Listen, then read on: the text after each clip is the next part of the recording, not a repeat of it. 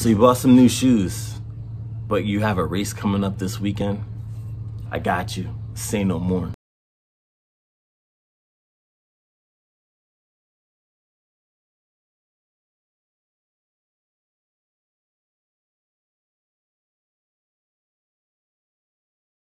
What is going on, guys? Dallas here with a video. If you're here for the first time, welcome. If you're back for my subscribers, welcome. I appreciate you, and I appreciate you watching this video. In this video, I'm going to be talking about breaking in your shoes really quick so you don't have to get any blisters or anything for a run that's coming up.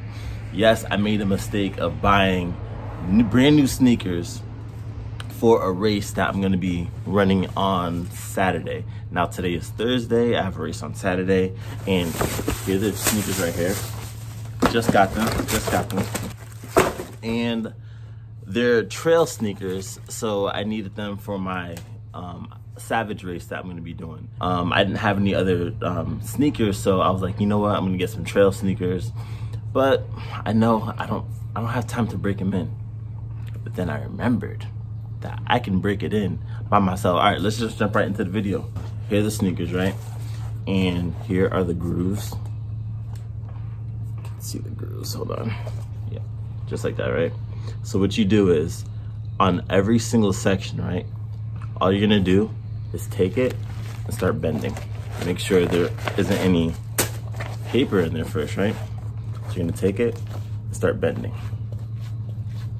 Do like 10 sets of bending, right? Then go to the next row, start bending.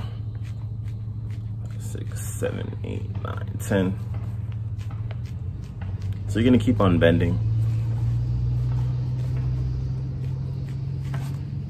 Just like so, right?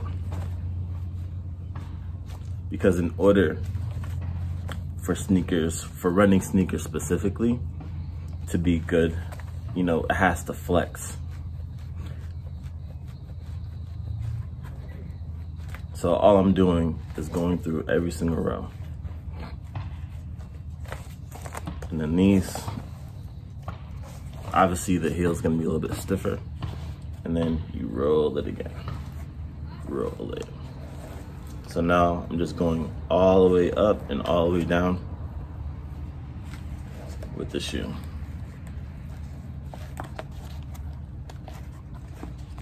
Now you got little clown shoes, right? Looking kind of crazy. If you're wondering what size I am, I'm size 14. Technically, I'm a size 13. And when you're running, you're supposed to go up a half size, but they don't really have that many half sizes for when you go over 13. So these are size 14. So let's do the other shoe.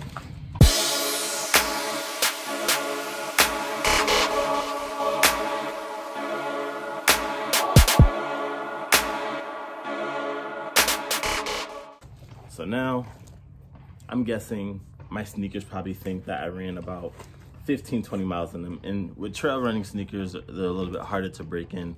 So that's why I like to do these specifically with the trail running sneakers alongside with the other sneakers. I just bought some training sneakers. Hold on, let me get those.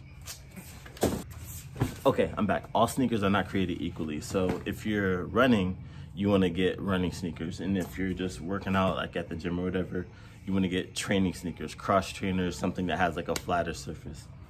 So these are my cross trainers, one of the cross trainers that I have right now.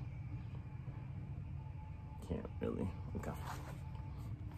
And you see how they're flatter and it has like a slight little lip.